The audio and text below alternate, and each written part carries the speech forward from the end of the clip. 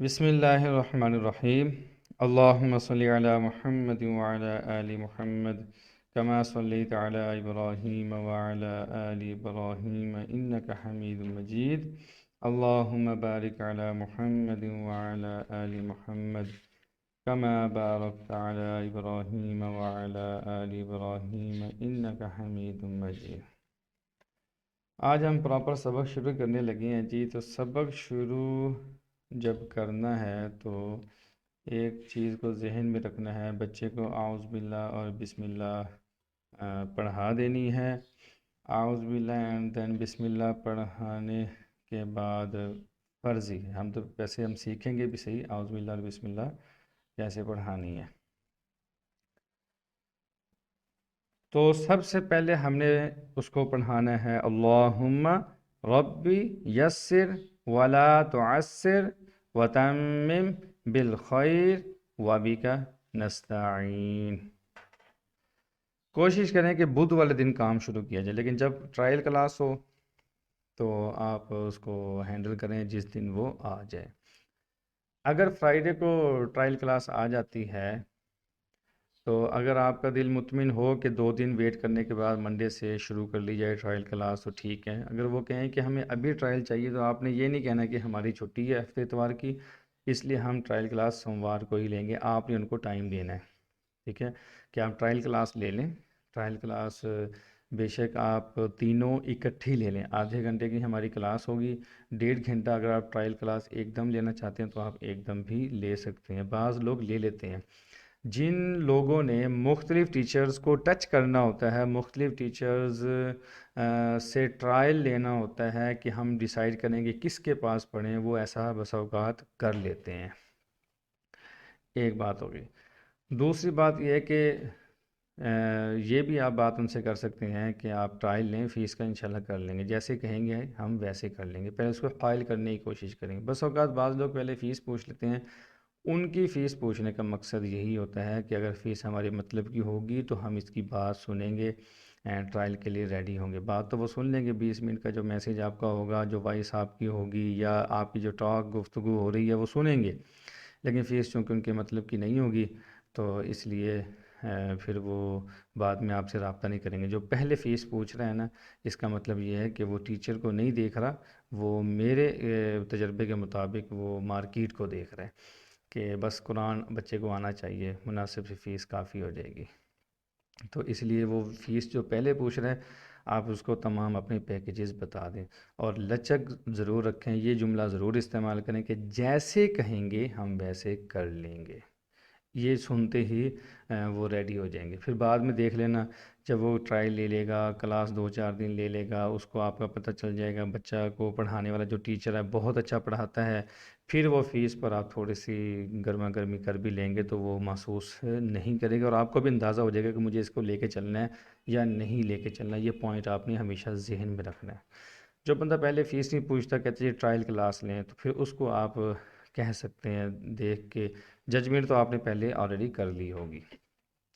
تو میں بات کر رہا تھا کہ اب ہم نے یوں سمجھے ٹرائل کلاس شروع کرنی ہے، اس کے اندر ہم سب سے پہلے اللہم رب یسر ولا تعسر وتمم بالخیر وبک نستعین، یا فتاح یا فتاح یا فتاح پڑھا کے، چاہے ٹرائل کلاس ہے چاہے کنفرم کلاس ہے، شروعاتی، یہ آپ نے پڑھا دیا۔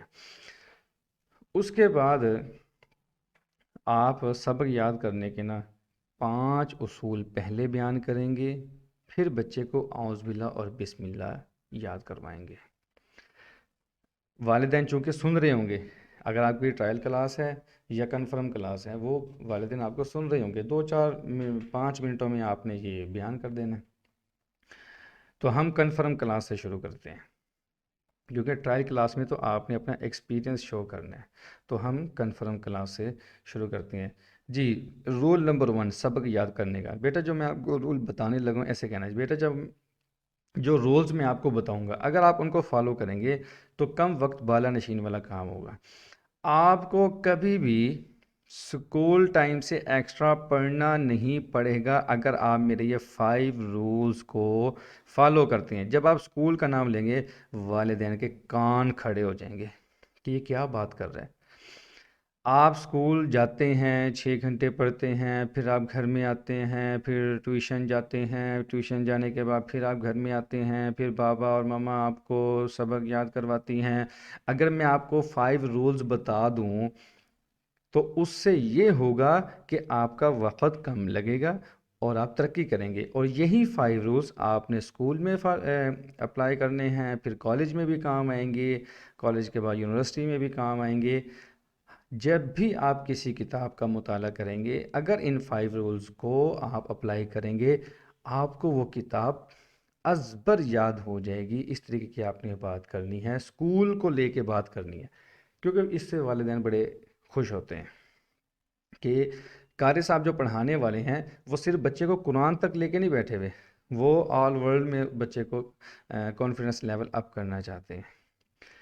تو بیٹا سب سے پہلا جو اصول ہے وہ ہے انگلی رکھ کر پڑھنا۔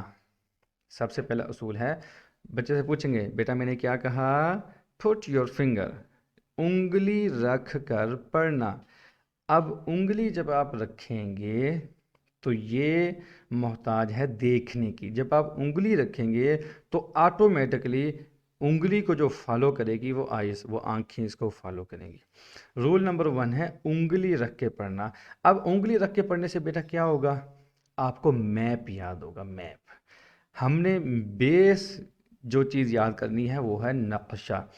آپ کسی سٹی میں جاتے ہیں، ایک جیسے ڈرائیور ہے، مثال دے رہا ہوں، پیرنٹس کو اچھی طرح سمجھیں گے، تو گاڑی چلاتے ہوئے جا رہے ہیں ایک سٹی سے دوسری تیسری، تو جب ان سے کوئی ایڈریس پوچھتا ہے کہ یار میں نے فلاں جگہ پہ جانا ہے، میں کیسے جاؤں، وہ بتا رہا ہوتا ہے کہ بھائی آپ نے رائٹ جانا ہے، وہاں پہ آپ کو ایک سٹور نظر آئے گا اس نام کا، اس سے آپ نے پھر لیفٹ ہو جانا ہے، وہ پھر آپ کو ایک کافی سینٹر آپ کو نظر آئے گا، اس سے پھر آگے جائیں گے چوک آئے گا، چوک کی نشانی یہ کہ اس میں بڑی گھڑی لگی ہوئی ہے۔ یہ کیا ہے، یہ میپ ہے، یہ میپ ہے، ٹھیک ہے۔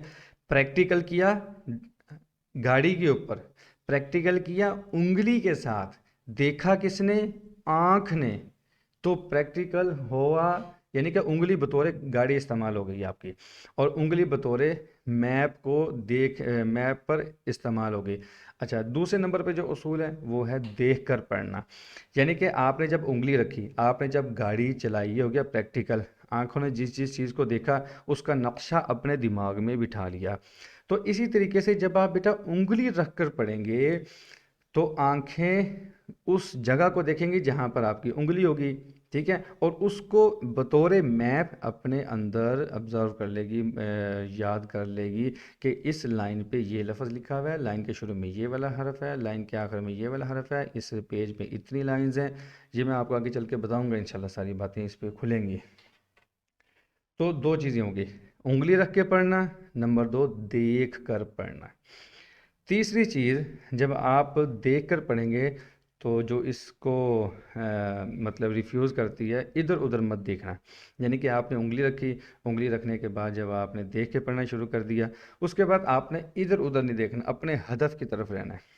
جب آپ ادھر ادھر نہیں دیکھتے، اپنے ہدف کی طرف رہتے ہیں، گاڑی پہ جا رہے ہیں یا کوئی کام کر رہے ہیں، کوئی چیز کھول کے جوڑ رہی ہیں، اگر آپ ادھر ادھر نہیں دیکھتے ہیں تو اس چیز کو آپ پرفیکٹلی کھول سکتے ہیں۔ مثال کے طور پہ ایک ایسا پرزہ ہے جس میں کوئی 30-35 پوائنٹس ہیں، وہ آپ نے کھول لیے، ایک دفعہ تو کھول لیا اور اس کو ترتیب سے رکھ دیا، بعد میں آپ نے الٹا اس کو پیک کرنا ہے، تو اس میں آپ کو میپ کام دے گا۔ اگر آپ نے اس دوران ادھر ادھر ایک مرتبہ بھی دیکھ لیا تو آپ کو وہ پرزہ جس پر آپ نے ادھر ادھر دیکھا تھا اس کو جوڑتے ہوئے آپ کو دقت آئے گی، پریشانی آئے گی، یار یہ کیسے ہے۔